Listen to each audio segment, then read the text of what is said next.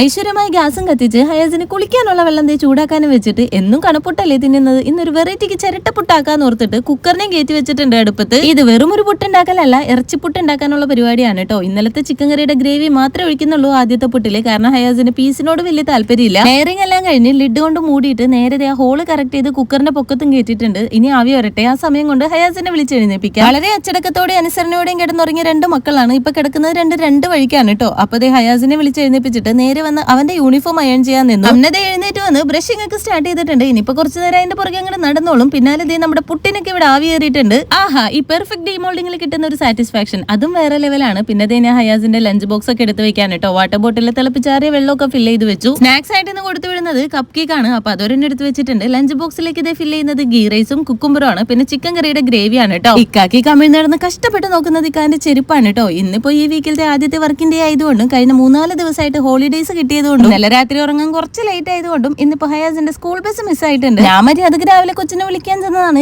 കയ്യോടെ അത് ഏറ്റുപിടിച്ചു കൊച്ചിനെ കൊണ്ടുപോയി ആക്കിക്കോളാന്ന്. എന്നാ പിന്നെ അങ്ങനെ ആവട്ടെ. അപ്പൊ ഹയാസിനെ കൊണ്ടുപോയാക്കാൻ ഇറങ്ങിയതാണ്. ആദ്യം ഹംന വണ്ടിയിൽ കയറിയിട്ടുണ്ട്. ബൈക്കിൽ കൊണ്ടുപോയാക്കുന്ന ദിവസങ്ങളിൽ ഹംനാനെയും കൂടി കൊണ്ടുപോകാറുണ്ട് കേട്ടോ. പക്ഷെ ഈ ഒരു വണ്ടിയിൽ ഹംനാൻ ഇതുപോലെ നിർത്തി അത്രയും ദൂരം പോവാന്ന് പറയുന്നത് പോസിബിൾ അല്ലാത്തതുകൊണ്ട് പിടിച്ചു പറിച്ച് ഞാൻ എടുത്തിട്ടുണ്ട്. പെണ്ണിന്റെ കരച്ചിലും കണ്ട് അവര് പോട്ടെ. നമുക്കപ്പോ അടുത്ത വീഡിയോ കാണാം.